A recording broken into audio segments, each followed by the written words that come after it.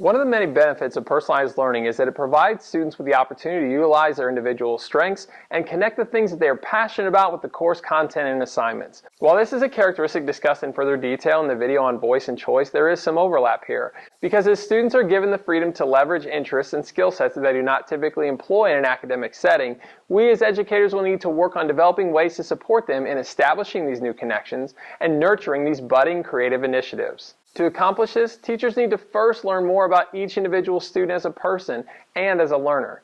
Next, the teacher should design assignments that allow students to showcase their unique abilities. At this point, it can be expected that some students will struggle with this newfound freedom to be innovative, so educators should be prepared to help students make meaningful connections and explore the range of their own creativity. Finally, and most importantly, the learning in these units is in the process more than it is in the product. So teachers need to develop strong working relationships with their students to foster effective lines of communication that allow the teacher to capitalize on teachable moments that enhance the students' metacognitive skills. Hey, we're teaching learners how to learn and how to find and follow their own intuition. Now let's briefly look at each facet of this process in detail.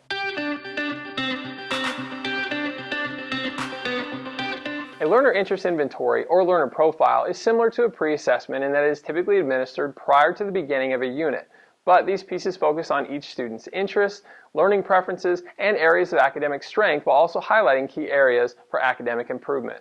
In a personalized unit, these pieces provide both the teacher and the student with a previously recorded brainstorming list from which connections can be drawn and inspiration can be found when the student feels stuck. Additionally, it forces students to think about how they learn best, and the teacher, equipped with that same knowledge, is now able to support and possibly even refine the student's approach to learning by suggesting resources and habits that the student could utilize to sharpen his or her learning process. Next, armed with the rich knowledge of student skills and abilities, the educator is responsible for now creating assignments that allow students to employ those strengths in creative and innovative ways that demonstrate understanding and mastery of key concepts.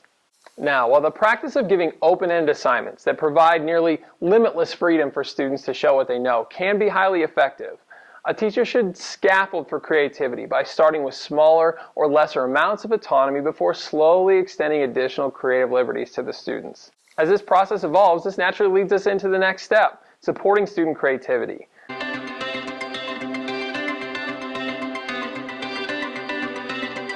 While some students thrive when the teacher imposed restrictions are removed, others struggle, given their familiarity and comfort with more rigid parameters and specific expectations. Now, it's been my experience that, generally speaking, three types of learners will emerge at this point that all need teacher support in order to produce their best quality of work. Knowing these types and the capabilities of each individual student should help you to design appropriate responses and thereafter challenges to push these individuals. Let's first look at the grade-driven student. Now, don't get me wrong, my hope is that all students care about their grades, but this student type is a high achiever who is likely exceptional in the traditional legacy model in education, and he or she often will shut down when asked to be creative. Unfortunately, this type of student believes that he or she has nothing creative to offer, and therefore refuses to begin for fear of doing it wrong. For these students, effective use of the learner interest inventory should help you to point out his or her interests and strengths, and create a dialogue about how he or she can utilize those strengths to accomplish the task at hand. Stay focused on the strengths here because those strengths provide comfort and an area of familiarity for the student.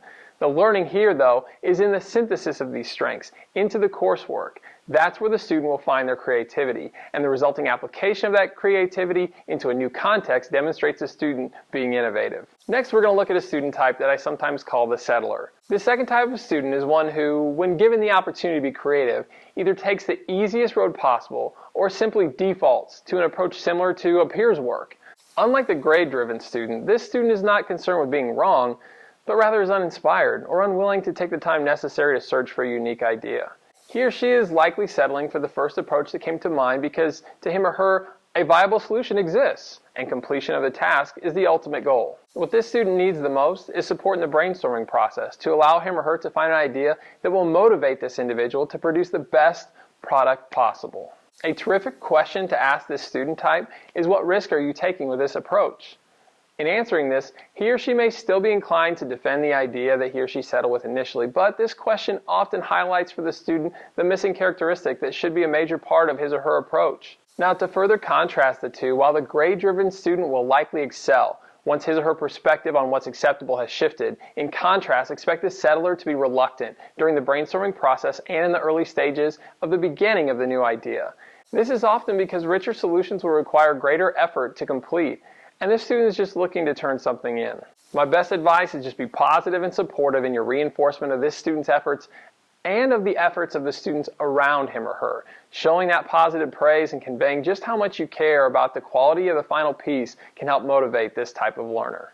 Okay, on to the third type, and I affectionately like to call this the one-trick pony. Expect to find that after several opportunities to create their own approach, a few students will begin to rehash the same exact process and produce the same exact product as they have done on previous iterations. As I think about this specific student type, one talented student comes to mind as he demonstrated his understanding of a concept by writing lyrics for and composing a phenomenal rap song to represent his understanding of a concept. I was floored by the final product the first time. However, when given the same creative liberties again, he created a rap song 2 more times.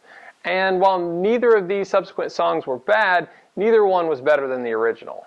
This was a tough moment for me as an educator because I wanted to see him continue to use his passion for music to drive his creative process, and the work he was doing was still superior to the majority of his peers. But if I hold to my belief that the learning occurs in the process more than the product, I'm not sure what learning took place after that first song. Therefore, similar to the settler, I think that the question of how do you plan to improve and evolve your music craft this time around would have been an appropriate question.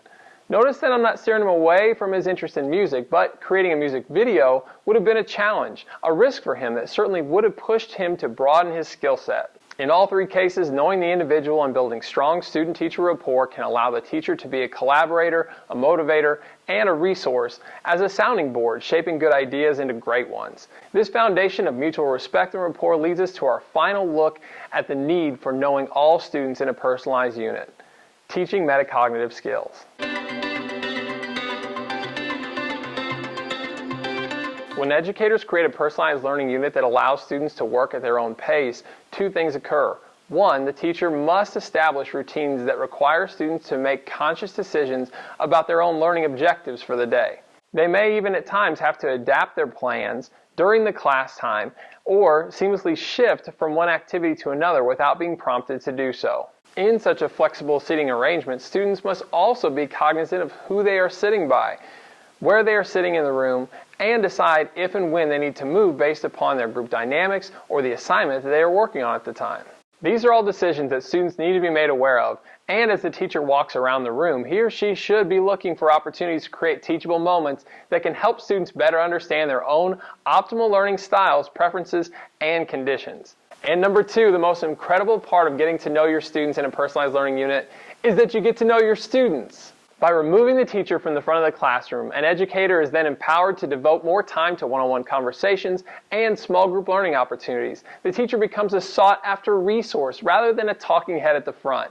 And the majority of these interactions are now led by and specific to the needs of each individual student. And because of this, the student feels heard, understood, and supported in passions specific to him or her, and the richness of this relationship is mutually beneficial and rewarding for both the student and the teacher involved. I hope you enjoyed learning about the role that knowing your students plays in personalizing learning. Thank you for your efforts in improving the educational experience for our kids.